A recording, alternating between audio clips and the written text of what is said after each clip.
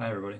I promised I would have a quick tutorial, how-to video on how to work with these isolated on white photos from the fashion show or any isolated on white photos you happen to have. The reason we did the shoot that day on white is because of all the different things you can do afterwards, like use them in your portfolio, on your website, combine them with other things, whatever. If you really isolate them in the photo, they're much easier to work with afterwards, and you'll see just how much easier it is in a second. So what I have right now on the screen is I have Photoshop open, and this is kind of what it ends up looking like after you've made the composite. Just a sample 8 by 10, pretty normal print size. The sizes will vary depending on your portfolio or whatever the end use is. So, work with the end in mind. You want to have the size you need when you're done is what you use in Photoshop. So I've opened up an 8 by 10. It's just, you go to File, New. You can name it whatever you want.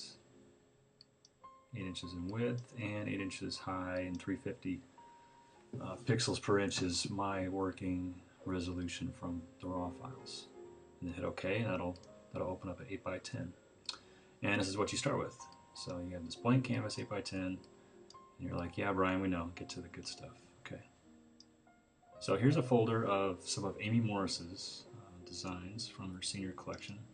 And what I've done is just open up the folder, the window, if you're on Windows, and kind of rearrange them in whatever order I think I might put them in the composite. So we'll just do these down here on the bottom, these 4 maybe, and put those in an 8 by 10. I'm working in CS5, Photoshop CS5, so I'm not sure, I don't think the older versions have this capability. They might, I can't remember. CS versions are all blur to me, but I can drag and drop an image right in there and it just plops right in, sized for the height usually, as a smart object, and I think those are new to CS5, I can't remember. But any way you can get them into this canvas, this new image that you opened in your version of Photoshop, that's what you need to do, is get them in there.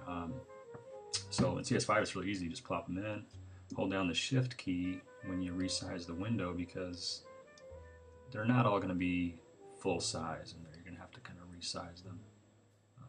Guessing as far as how tall she was, it's hard to remember, but I know some of these models are taller than others, so you're going to have to use your best judgment as far as sizing them.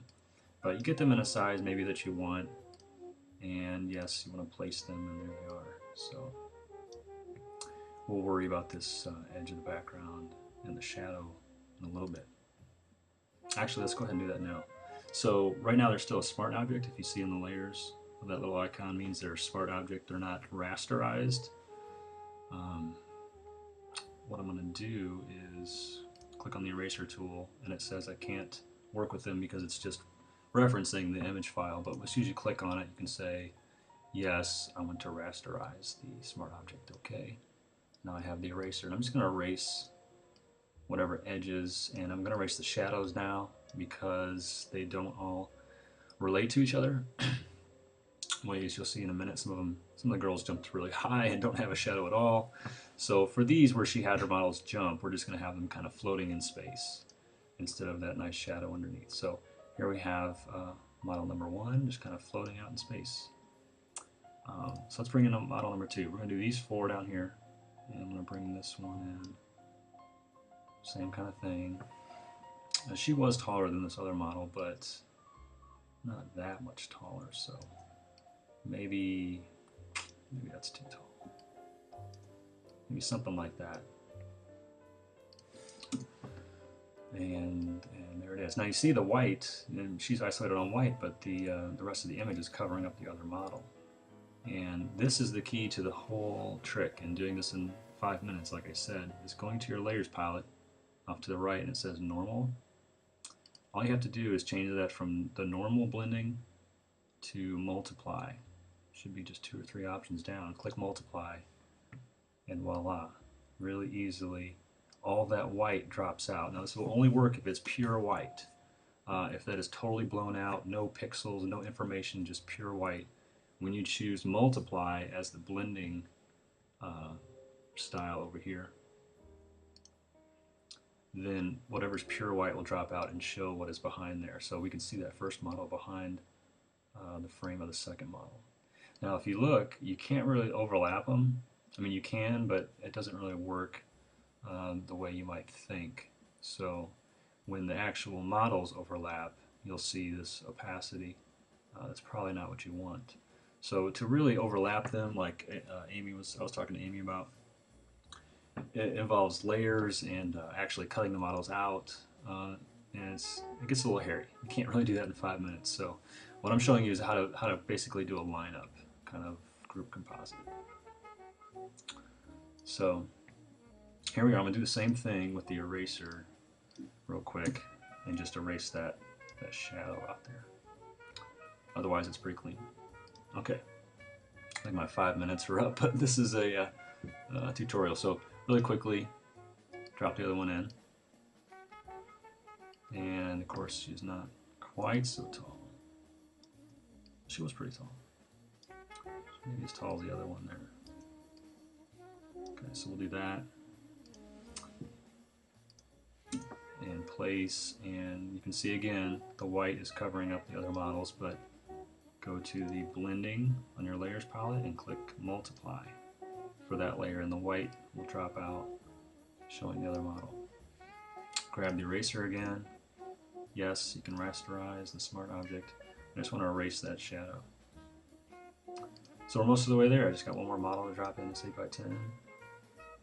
And she was not quite as tall as the others, probably something like that. Just guessing here. There's a lot of models to remember, but I'm going to place and go back to the layer, change the blending to multiply, and the white drops out. So there you go. You can arrange them however you want. I might space these out just a little bit more.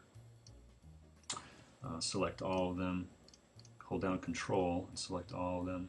You can move them around as a group. You might want them maybe a little lower, like they're jumping off the bottom of the frame or something like that. And there you go. So you have 4 layers. They're not blocking each other, isolated on white. They all are approximately sized, relative to each other, about the same.